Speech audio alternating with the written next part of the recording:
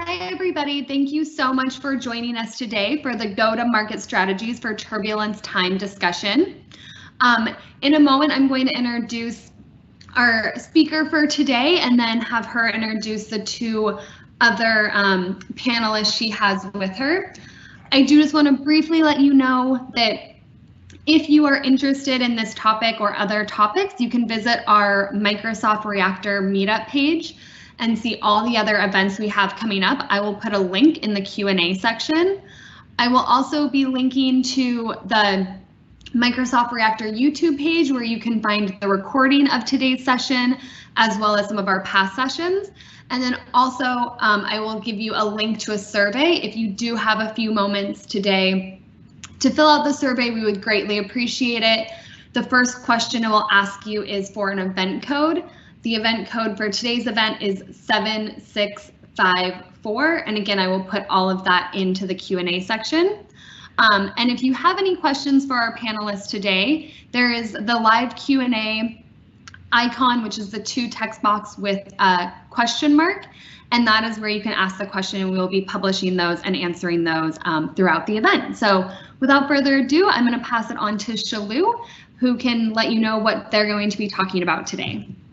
Great. Thank you so much, Dion.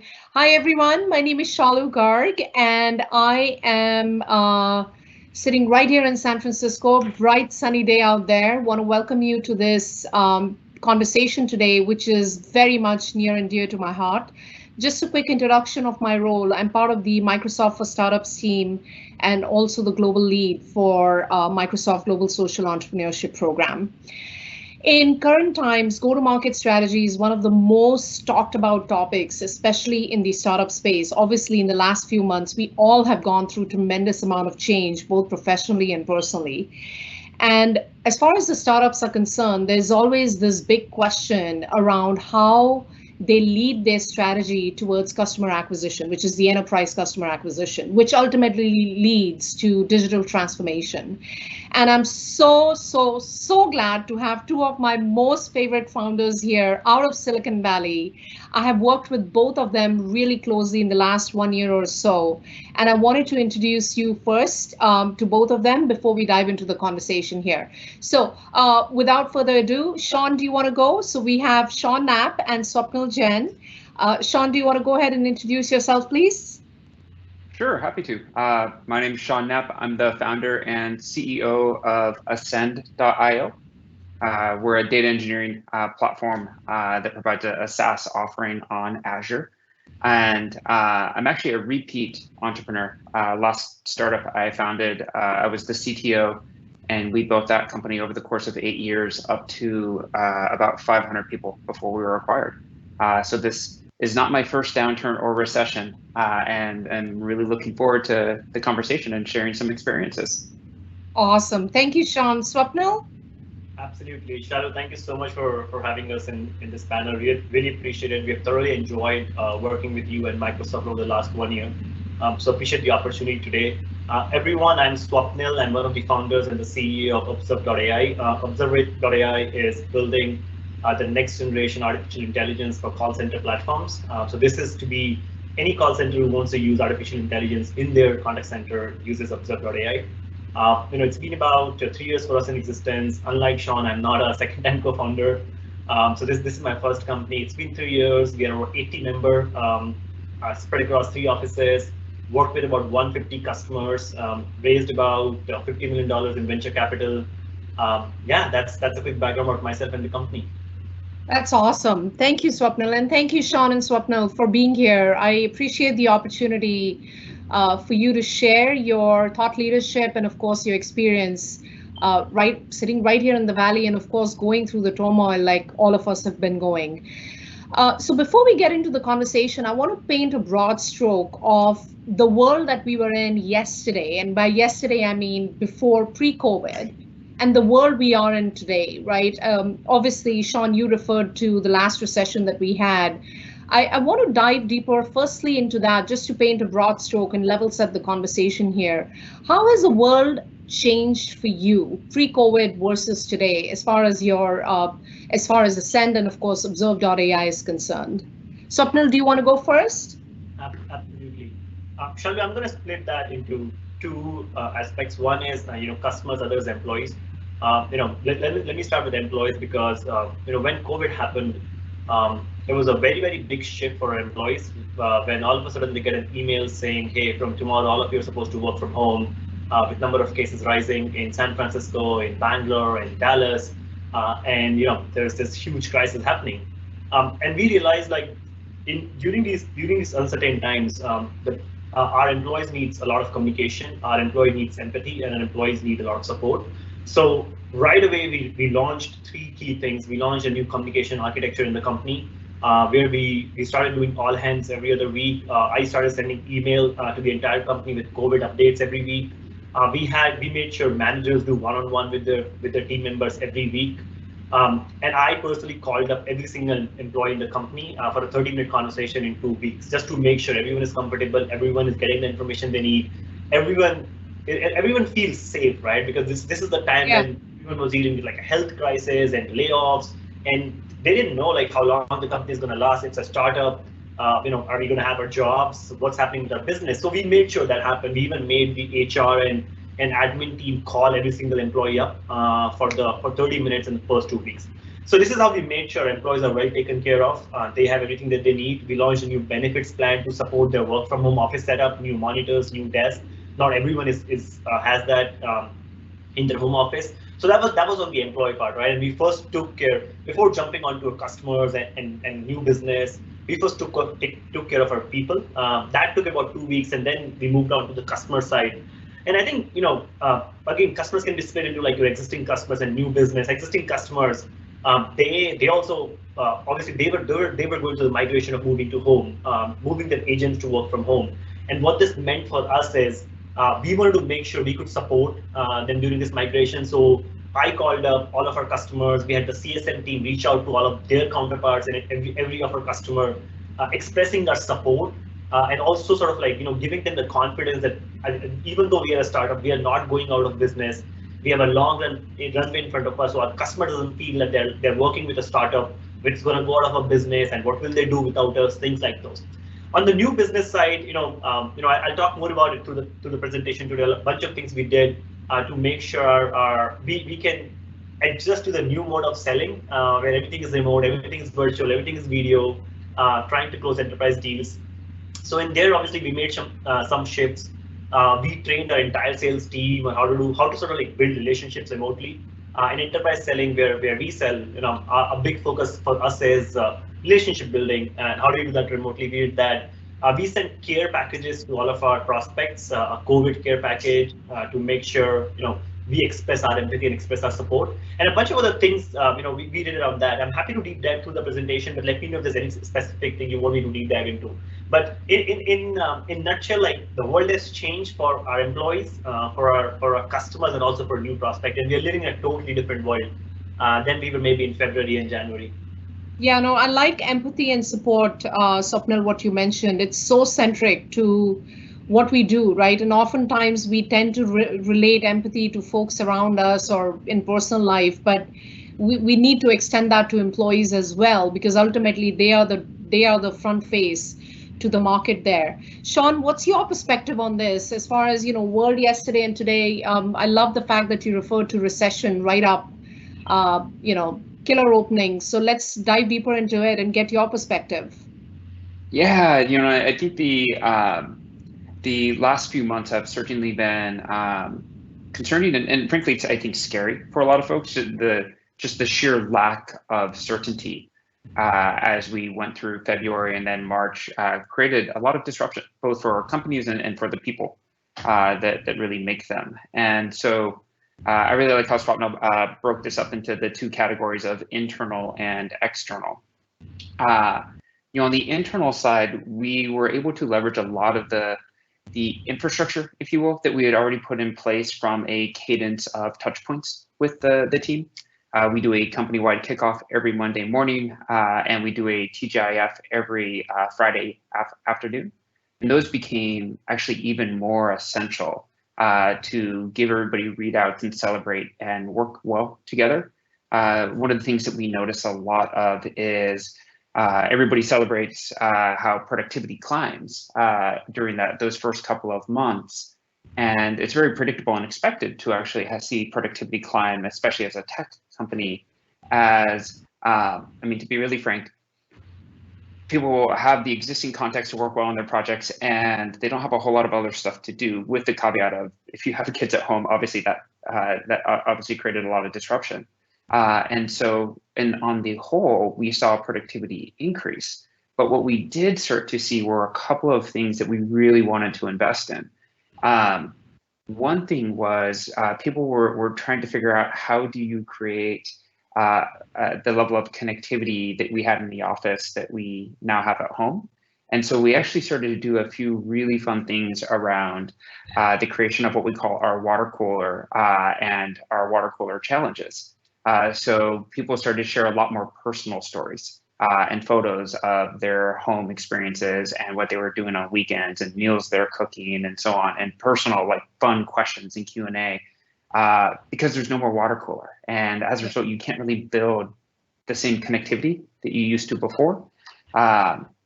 The other thing that we actually found was really interesting, I went and surveyed every person in the company, was nobody was taking vacations, because the psychology of it was, why would I take a vacation? And we have untracked unlimited vacation, so you could just take it. Some of the people who have kids were just getting jammed, and so we're like, well, it's unlimited, just work half day for a while. But what we found was people felt that they couldn't for some reason, and so what we ended up doing was we just forced an entire vacation the week of the 4th of July, because people just, even if they didn't travel anywhere, they needed the time off and they needed to unplug and disconnect. And so actually just shutting down the whole company for that week was incredibly impactful. And lo and behold, people ended up going on camping trips and elsewhere and really recharging, which was fantastic. And so that's been great on the internal side. On the external side, and I'll skim over this and happy to dive into more details. We did a couple of things that were really important. The first thing we did is we actually changed a lot of our go-to-market and pricing model.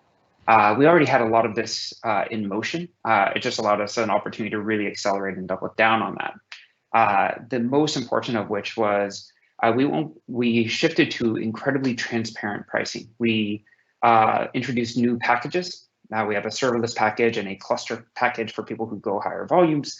But we published everything on our website. We even published all of our discounts, the exact formula you get for tiered volume discounts. And we introduced purely pay-as-you-go models, which actually really aligns well with our Azure Marketplace strategy as well, which allows companies during these tumultuous times to start to use our product and extract value without having to worry about a really large enterprise commit that they may not have the authority to make right now. And so we worked really hard on ultra high levels of transparency and flexibility. The other thing we did that was really unexpected, but our customers really appreciated, is we reprioritized a bunch of efforts for cost reduction. And we drove down the bills of our customers by introducing a bunch of optimizations into the system. We run on top of a data processing technology called Apache Spark. And we accelerated a lot of our upgrade to the newest modern version of that has a lot of performance gains, because we knew it would drive a tremendous amount of cost savings for our customers. And so in doing so, we frankly helped our customers map better to their budgets that are being constrained and gave them the freedom and flexibility and transparency during these really uncertain times. Yeah, no, that's awesome. I love the sound of empathy, support, productivity increase, water coolers, vacations at the same time, transparent pricing, discounts. I mean, there is a lot going on out there. Let's dial specifically into go-to-market. So Sean, I remember the first time I met you in your Palo Alto office, you gave me a coaching in your conference room. I remember we were sitting across the table and we were having this conversation around, hey, what does it take for startup in the Valley to be successful? And you asked me this question and I gave you a long answer, and I asked you back. I said, Sean, what do you think? And you said it takes three things. It takes focus, it takes speed, and it takes intensity. And I was so fascinated by it. If you recall, we went later on, we went on to write a blog on it, on how startups actually do really well in the Valley. So I want to dive a little bit deeper into that. How did you exercise your own principles here around speed, focus, and intensity to accelerate your go-to-market efforts, leveraging the awesome employees you have? I know I work with your team closely, and then sort of pushing that or accelerating that towards the market? Yeah, and so great question. And still to this day, I love the focus and speed and intensity mantra. It was interesting because, to be really frank, coming out of 2019 and going into 2020, we had a very clear marketing and go-to-market strategy. It was heavily based on events. As we sell into the market, we are in a new space as a really powerful but new technology that does incredibly well in events where you can have a booth and really big monitors and demo just all the exceptional potential and capability of our technology. And we found that at events, we were just killing it. And then COVID hits. And you kind of have this moment of like, oh dear God, this is the majority of our pipeline. And so we took a really big step back and said, look, let's assume that this is just the new normal. And I remember sitting there in February, our fiscal starts Feb 1, and we're saying like, okay, so let's just assume this is the new normal and we have to go find an entirely different strategy. And we ended up pivoting incredibly hard from a sort of field marketing events-based strategy to insanely high on the digital side. And so, over the last 3 to 4 months, we did crazy things. Like we were being quoted huge amounts of money and 5 months to go relaunch an entirely new website. We did it in 2 weeks. And now the marketing manager is producing new ad campaigns on a daily basis and iterating and cycling quickly. We overhauled over the course of 1 month our entire marketing database and marketing automation strategy. We found that, for example, there was a huge amount of interest in watching video content. And so we not only launched our entire YouTube channel for video content on the Ascend platform, we actually, because we know we've been doing such incredible work on the infrastructure side, not even tied to our product, but enabling our product, we launched an entire other YouTube series with our infrastructure team, just giving tech talks about the really cool things they're doing that we thought the rest of the community would find interesting. And so from a marketing perspective, we did a complete 180 and just overhauled everything. And I got to be honest, I remember sitting down with the team at the start of this journey and telling them, look, I know this is going to be really scary, and I know that conventional wisdom would tell you that it's not possible for us to do this quickly, but work with me on this one. It will be hard. It will require focus, speed, and intensity, but we will get through it, and you will, at the end, realize how much more we as a team are truly capable of. And this will be one of the most powerful skill sets you learn, is to question that conventional wisdom and truly challenge what we are as a team capable of. And so over the course of the last few months, it's just shocking how much a small focus team has been able to accomplish. Yeah, Swapnil, I'll just get to you in a minute, but I want to zero in on one thing, Sean, that you said very interesting in terms of, oh gosh, what have we landed? Events is our major strategy, and now what do we do? Were you as an individual, a CEO, founder, nervous, anxious? Yeah, it's funny.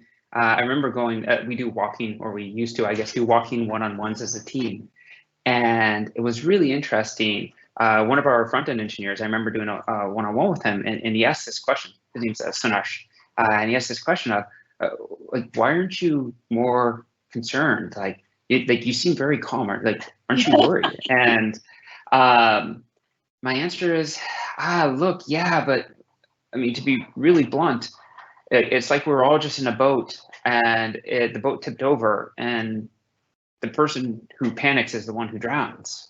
You got to swim, so pick a direction and let's start swimming. But this is where we keep our composure and we keep a level head, and having gone through this process before, have learned, in the last company we co-founded, we started in 2007. We're really excited, raised a bunch of money, grew a bunch of the team, and then 2008 hit and just chaos ensued. And all of a sudden, the Sequoia published their Good Times Is Over post, and it was a hard stretch. But what we learned from that is you keep your composure, you keep your focus, and more importantly, you remind yourself that down markets and recessions are a tremendous opportunity. They are a tremendous opportunity where if you focus on customer value and customer success and building great product and doing right by those customers, you can build some of the most impactful, successful companies. And if we look at the history at least let's say the last 2-3 decades, some of the most impactful, most successful technology companies were started during downturns. Yeah. Up cycles, but downturns. So this is a tremendous opportunity for those who can execute with focus, speed, and intensity. Yeah, no, that's awesome. Sink or swim. That's another one that I'm going to take away from you. So thank you for that. Swapnil, I have worked with your team for a year. Like, awesome feet on the ground. Amazing work. I remember our first conversation, half the time we were just talking about general AI industry trends. And I remember asking you, well, AI and ML is hot, so is deep tech. And, do you see Observe.ai getting into the deep tech space in the next few years? And you said, you know what, I think we're just going to be AI because the opportunity is huge, right? If you recall that conversation, I want to dive a little bit deeper into what has your strategy been as a CEO and founder. And of course, I'll ask you the same question as I did to Sean. Were you nervous? Were you anxious when this hit you? Of course, you've got your employees to take care of. You've got your own family. You've got this business that you've built in the last few years. What was your sort of perspective right then? Yeah. Absolutely. Thank you, Shaloo, for that. Let me start with the second question first. Like, how did I personally deal with this? At the end of the day, a CEO is a human, right? And this is as much an economic crisis as much as a health crisis, right? And I'm equally vulnerable out there. I can get sick. And when you think about the CEO persona, the way the world thinks about CEOs and founders is they know all the answers. And am I sitting, with an 80-member team who is expecting that I have answers, that I know what's happening, I know when COVID will be over. I know how we will succeed. And I'm like, guys, I don't think I have all the answers, right? Yeah. I'm definitely nervous, I'm anxious, but I'm not gonna panic. I'm not taking any panic decisions, right? We will work through this, right? So we got people in the company together on building a new communication plan. We got the people together on building a new marketing strategy, the go-to-market strategy, all of that. Like, was I nervous? Yes, but then bringing everyone together, and I think as Sean said, like through calm composure, we made it through it, and obviously we had a great Q2. We came out well with a strong team, I think I would say like what we came out really strong with is like a very, very strong culture, right? This entire 3 months got the team together. All of us worked through these problems. We built great relationships, and now we feel like we are much better as a team. So that's the first part of it. I was always nervous. I was always anxious. I was worried. Now moving on to the second piece, which is the go-to-market strategy. So let me give you some background on a current go-to-market strategy. So we primarily sell to mid-market and enterprise. Our average deal size is about 150K and more. Selling into Fortune 2000, large enterprises, large BPOs is where we typically sell into. As ours is a SaaS product, it's an AI product, help to improve the productivity of millions of contact center workers out there, to help them get their job done better and faster through better agent training and coaching. And our go-to-market motion was primarily, as Sean said, ours was also very events-led. We would go to these top 10 events in the country. We would spend thousands of dollars with big booths, big monitors.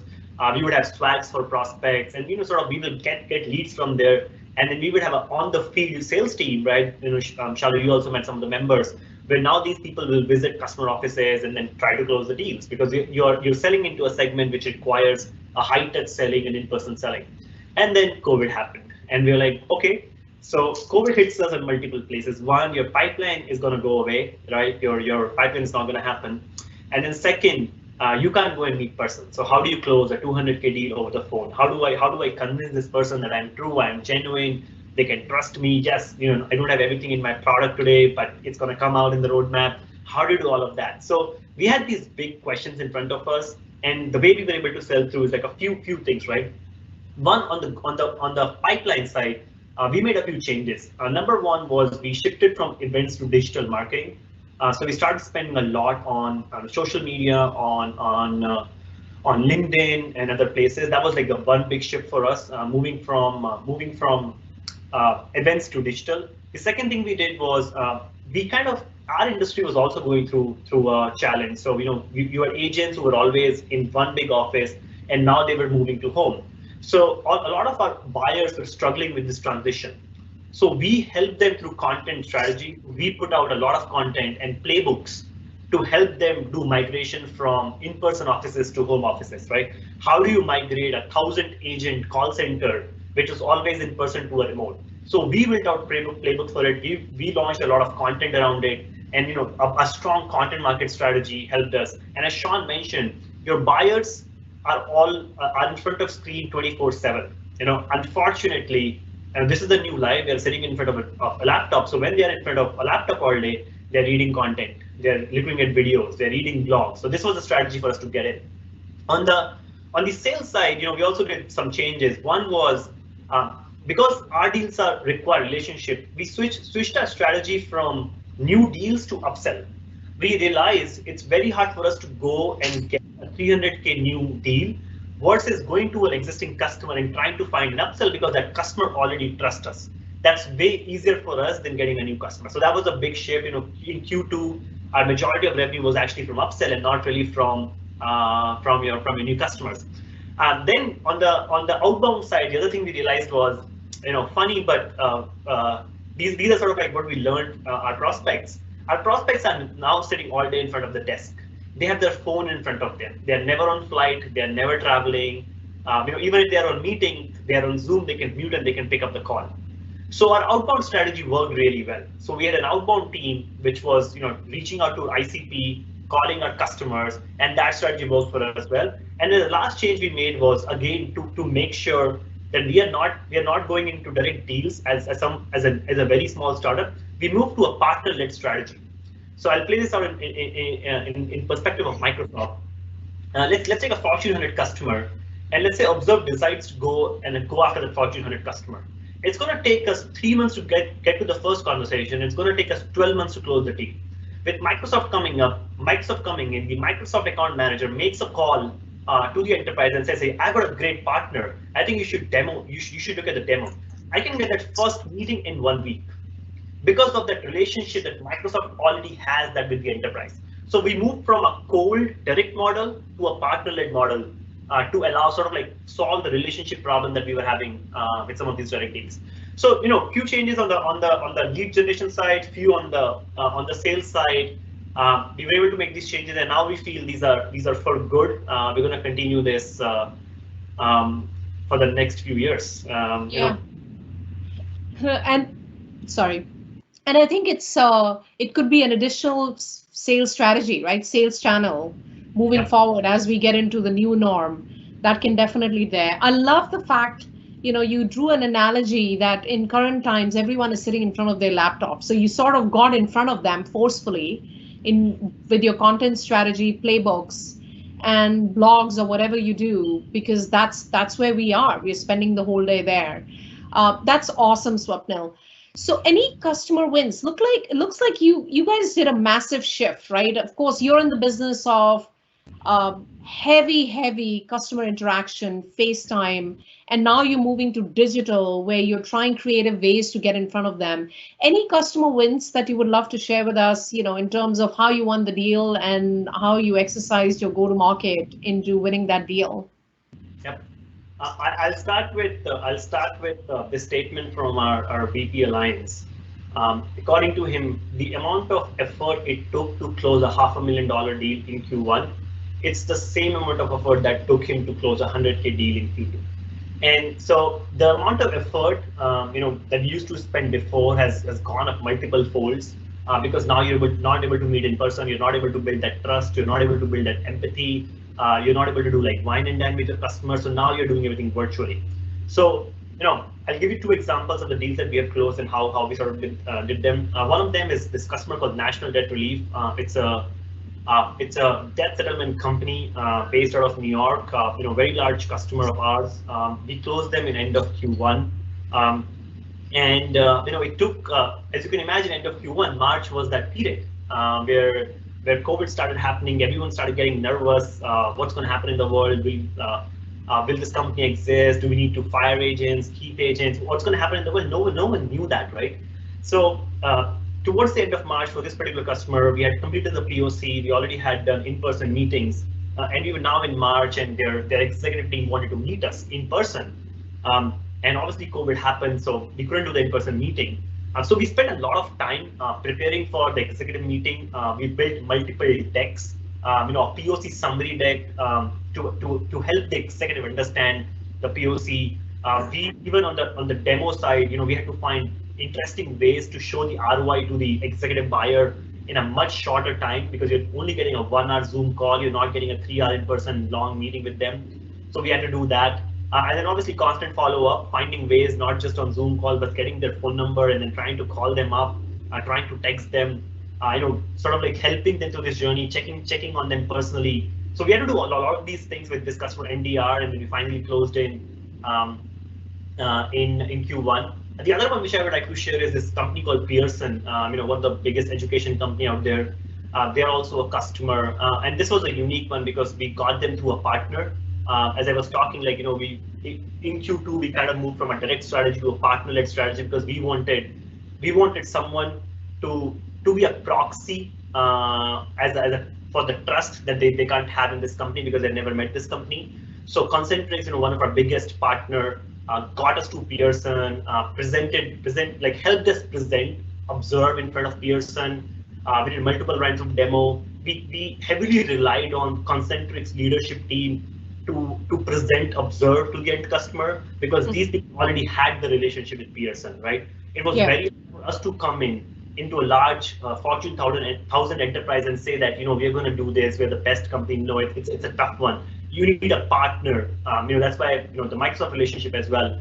So did the Concentrix partner model close this deal? And one thing which Sean also mentioned, during these times, we're also seeing this unique thing, which is customers are now looking to sign smaller deals for the first time, and then they're ready to grow that over time. So this Pearson, although it was a multi-million dollar opportunity for us, we started with a small deal size and then expand on that over time. So those are the two big ones which I would like to highlight, which took a lot of effort. One direct, one through a partner. In one deal we went all in. In the other one we started a small land and slowly will expand over time. Yeah, that's great to hear. Congratulations on those wins. Sounds like your team has done some awesome work there. So fantastic. Sean, what about you? I mean, with your philosophical way of running startups again and again, what are any customer wins that you would like to share? Yeah, there absolutely. And I'm going to actually put a little bit of a teaser in here too that hopefully serves as a nice backdrop.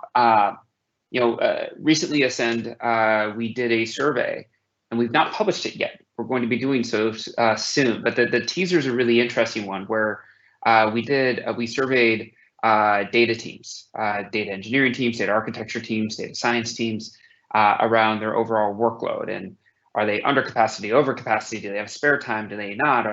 Were they bottlenecked? And there's some really unique insights that we found coming out of that. And the short version, and I'll hold back the stats because they're really exciting. And I think the marketing team would kill me if I released the stats before we formally announce it. But the overwhelming majority of teams are overworked and over capacity. And more importantly, we see teams are now being asked at incredible levels to do things that are further above, beyond, adjacent to their core roles, right? In shorthand, teams are being asked to do more with less. And that's a really interesting challenge against the backdrop of COVID. And one of the customers that I actually love, we just did an announcement with them earlier on this month, is a company called H&I Corporation. They're an Azure customer. They've done tons of data and analytics work on Azure for quite some time. And their VP of Decision Science started to engage with Ascend earlier on this year. And the success story here is really quite remarkable, right? Where H&I is a really neat company. They are actually a global, I think the leading global office furniture company and manufacturer. And so when COVID hits, all of a sudden, all of the issues around supply chain and logistics have this tremendous impact on their business. And our sponsor here, a guy named Tom Kozlowski, like immediately started to jump in and grab new data sets. We actually had provided for a bunch of our customers a ton of available COVID-19 data sets, and he and his team started onboarding these data sets and doing all sorts of really incredible and exciting analysis. And I think one of the things that we really love about this story is oftentimes it isn't just a data science thing, right? This is a data architecture and a data engineering. How do I get access to all of this data from disparate data sets in different places? And for he and his team, they were able to actually do this independently and self-serve and execute incredibly fast as a result, faster than they ever could before. And more importantly, were able to remove dependencies on other teams who were equally overworked and had their own urgent projects. And so for us, what was most exciting about this was providing them, frankly, one of the most perfect products during these times where people are already spread so thin and they need leverage. Yeah, that's awesome. Congratulations, Sean, for such closing such amazing deals. So thank you for that. I'm going to do a shameless plug of Microsoft here, Microsoft for Startups. I know we are about time. We have about 20 minutes, and I want to give room for Q&A. I'll start with you, Sean. How has it been working with Microsoft overall? You've got some big fans here internally. I keep seeing emails coming in. You know, how has it been you know, you're a startup in the Valley. It's a noisy market. It's a tough market, extremely challenging. And there you have a major tech provider, a cloud provider called Microsoft. How has it been working with us? Honestly, it's been really fantastic. I would say, like, Microsoft is a juggernaut and a beast of a corporation. Like, it's so big and there's so many products and there's so many things, right? So at first, like, you drop into the Microsoft ecosystem and it's just insane and overwhelming because there's so much there.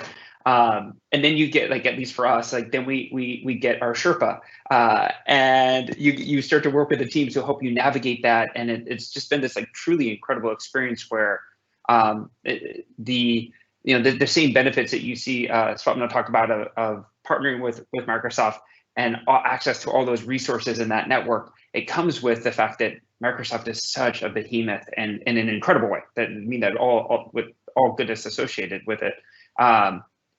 Being able to then partner with you guys and have such close relationships that we can quickly, with focus, speed, and intensity, navigate and figure out how to get through the marketplace process, how to get through the co-sell process, how to partner together, has been really fantastic. And I will also say, at the same time as a very techie engineering forward team that also builds techie product for other Uber techies, we love working and seeing the pace at which some of the most the technologies that we depend on heavily in the data and infrastructure space, the cadence of innovation and iteration on the Azure side is really fantastic. Far faster than I would have expected, and we love partnering with the Azure team as well. Yeah. And we love partnering with you as well, Sean. I think your team has been phenomenal, just keeping up with the pace that we move at. But ultimately, our goal is for you and a lot of startups out there to be successful. Swapnil, what about you? I mean, you guys are in my inbox every single day. I love seeing the traction that you have. How has it been working with Microsoft? It's, of course, you're plugged in different groups and doing some awesome stuff. Would love to hear your perspective. Yeah, absolutely. I think as a company, we fundamentally believe in a partner-led motion, and Microsoft, as we all know, is one of the most partner-favoring company out there in the world, right? Unlike a lot of other large enterprises at Microsoft level, right? And we're talking about a $1 trillion company here, and the reason for us our focus on partner-led is think about it, right?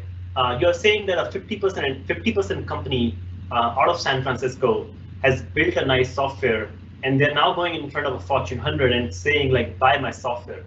And the Fortune 100 is like, I don't know you, I don't care about you guys, get out. I'm not gonna buy from you, right? Yeah. And where we believe, and then you need strong credibility, right? You need strong trust for a Fortune 100 to buy a software and move their workflows and processes on your software. And that's where we believe partners come in, and that's where we believe Microsoft come in. Microsoft as a partner has been phenomenal for us. We started partnering with you almost, I think, 9 months ago.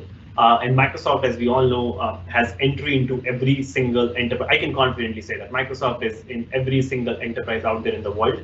And that has allowed us, as a part of the co-sell motion, that has allowed us to go along with Microsoft into some of these accounts.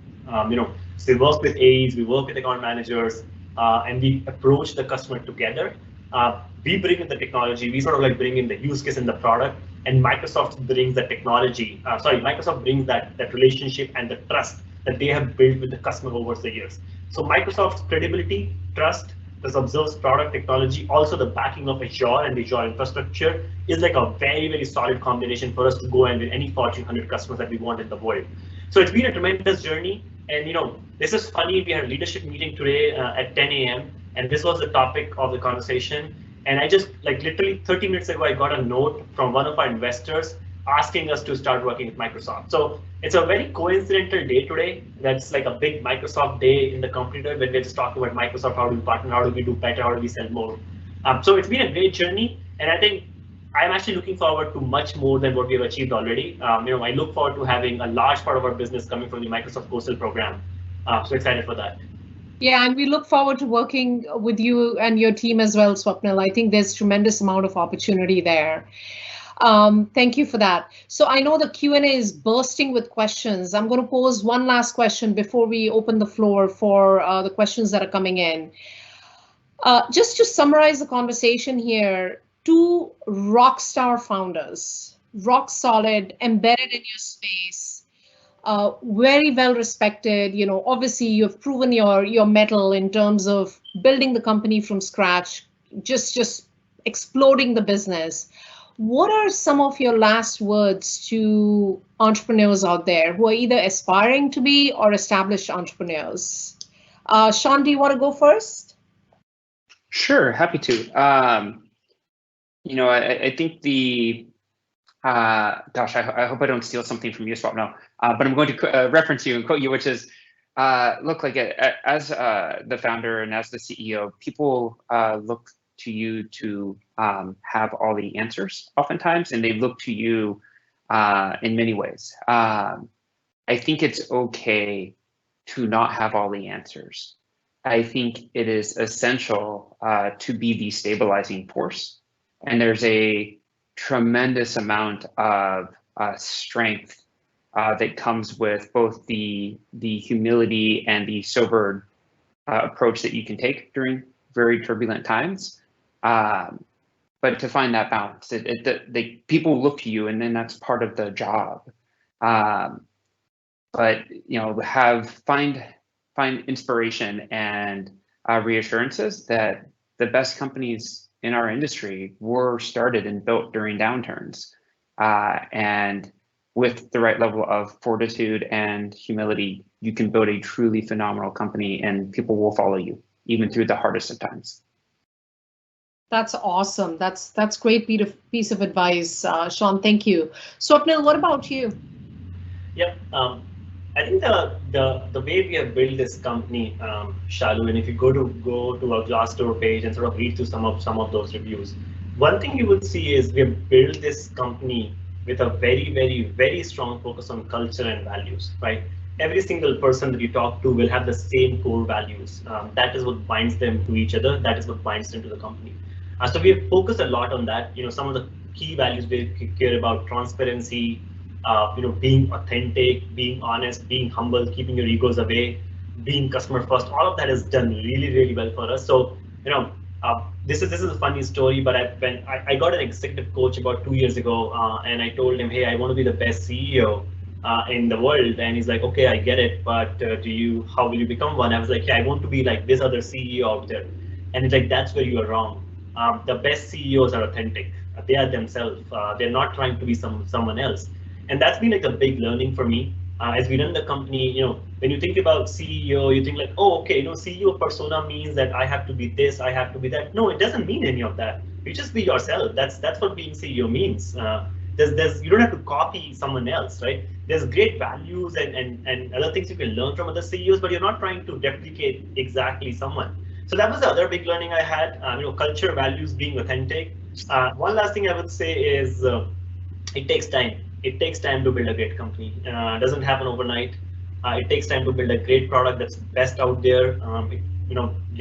Every one of us is getting into competitive markets. We have threats from Silicon Valley Bay Area competitors. We have threats from big companies like Amazon, Microsoft. Hopefully not Microsoft, right? Everyone is out there, and you are trying to be the best. You're trying to build a large company. It takes time. So be patient. Don't be impatient. Take your time and enjoy the journey as you go through this. I love the aspect about culture and values, and that's something that we talk about internally as well within Microsoft.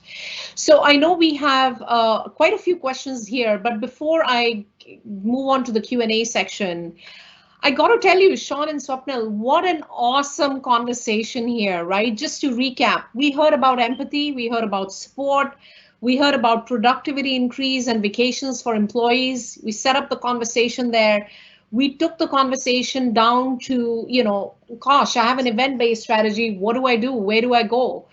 To, content strategy, playbooks. We heard about some of the amazing customer wins there. And then we wrapped it up with, it's okay not to have all the answers. You're not like a know-all out there. It's fine to culture and values. I genuinely wanted to thank you both for bringing your thought leadership, your experience, your vulnerability to the conversation here. I can totally understand it. It takes a lot of courage to be vulnerable, and I appreciate that. I just cannot wait for Ascend.io and Observe.ai to be one of the most talked about and successful companies globally. And I wish you both the very best for it. Thank you very much for taking the time. I'm going to switch gears to a couple of questions that have just come in. One of them is, have you found it difficult to market your idea amongst investors, especially in today's world? Who wants to take this? Sean, Swapnil? Or both of you can take it. Yeah, happy to share my perspective. Yeah. So definitely the way investors look at the company has changed now. There's a big focus on up until now, maybe they were just focusing on bookings, which is like the deals that you've closed. Now there's a focus on cap revenue and the live customer ARR, your gross margin. So there's a shift in how they look at the business. But overall, for software and SaaS businesses, I have not seen any impact, honestly, because if you think about what's happening in the world, fortunately or unfortunately, a lot of business processes had to move to software, right? Things that you were able to do being in person, on copy paper, on pen, we're sharing with each other, now requires a software. So you actually see, especially in SaaS, I will not comment on any other market, but especially in SaaS, it's not been very hard to get in front of investors. Yes, now they look at the company differently and based on different metrics, but it's not been hard to get in front of them, which sounds like which was the question. Yeah, that's great. We have a few more questions. So Sean, maybe you can take the next one. What about consumer behavior? Has your customer behavior changed given COVID? Sure. Actually, do you mind if I was going to toss in another addition to the last one too? Yes, please. So I would say, I think one of the other things that I would just add around sharing for investor or your idea with investors is, so from a macro market perspective, interest rates drop, less money goes into bonds, more money goes into public market sector, which then trickles down and creates pressure on the venture market sector. The funds are already raised. The capital will be deployed. And what I consistently hear from investor after investor after investor is we are still investing. And I do fundamentally believe that, and we see this in the market. I think I would say from a macro perspective, the same amount of money is going to get invested probably roughly than what was going to be before. What people are prioritizing is changing, right? They are changing and valuing. Are you highly capital efficient? Are you really focused on customer success? Are you valuing growth at any cost, or are you actually going to be focused a bit more on EBITDA? And so running an efficient business, the priority goes up, especially during a downturn. Investors want to see things be ultra responsible, see folks be ultra responsible. The other thing I would say is oftentimes if you're at the idea stage, one of the best exercises I've seen, and I see a lot of pitch decks, is go through. Sequoia actually published a great template for a pitch deck. It's about a 10-pager, and there's been a lot of good analysis on this as well, as far as just the general flow of an early stage seed and Series A pitch deck. And they did a really good job of that. I think it's a good place to start as to when you want to articulate your idea, to focus on the problem solution and then what you do to drive towards that solution, but even focusing on what is that big market opportunity and how is it going to really fundamentally transform the world. So I would recommend for early stage awesome. Look at that. That's great piece of advice. Thank you. So what about customer behavior? Either one of you can go. I know there are a couple of more lined up, so maybe we can just stick to this one, and both of you can go. Has your customer behavior changed? Do you see any changes there, or they're pretty much static, given COVID? We of course see budgets freezing. So I think there are a lot more of no new big purchases. We can buy stuff if you can create headroom with efficiencies. Usually like, hey, if I can replace this technology, then I can buy yours, which drives a lot more of the lower price point entry point for us to try and then create margin or headroom, if you will. And then I would say the sort of classic, Swapnil had the example of like being able to really contact sales opportunities at pretty much any point in the day. We see the same thing as our users are logging in at totally random parts of the day to go build, because the traditional 9 to 5 or whatever your block of time to work has all gone out the window. Like people with kids are chopping up their days. A bunch of people we see are working on weekends, not just our people, like everybody. And so a lot of that's just totally changed. Yeah. Swapnil, what about you? Yeah, I think definitely buying patterns. People like buyers are more interested in buying SaaS versus on-premise. They don't want to invest in CapEx because of uncertainties. They want to invest in SaaS, which is more recurring, goes from your OpEx. So it's like a big change that we are seeing where they're not ready to like buy a $10 million software right away. They're like, hey, I will pay over time, but I should pay monthly. And in worst case, because they want to focus on cash flow. Everyone wants to focus on cash flow right now, so they want to preserve the cash. And OpEx-based SaaS model allows them to preserve cash versus a CapEx-based model. So that's one thing that we have seen. Other is I think we've actually seen an increase in the software usage. And it kind of like what Sean talked about as well, which is more and more people are in front of the laptop all day, right? And they're not going out for coffee breaks, they're not going out for lunch. So they're just like doing everything from the screen. And when they're doing that, they are spending a lot more time on a software. So we have seen usage of our product go up significantly during COVID. And we believe that's because like people are in front of, fortunately, unfortunately, they're in front of like phones and their monitors all day long. Those are the two big changes we have seen. On the buying pattern side, more buying through partners versus new vendors. Like if you want to add a new vendor, that's a tough one in today's environment.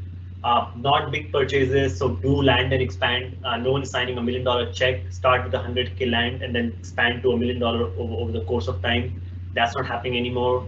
Those are the big ones that we have seen in our industry. Shaloo. Yeah, no, that's awesome. So thank you, Dion. I know you have some closing comments regarding a survey. Do you want to take that? Or I know we're about 3 minutes away at the top of the hour. Yes, thank you. Thank you, Shaloo and Sean and Swapnil. That was really great content. Thank you so much for doing this event today. In the live Q&A section, I have shared a few different links. One is to our Reactor meetup pages where you can see all the upcoming Reactor events that we have.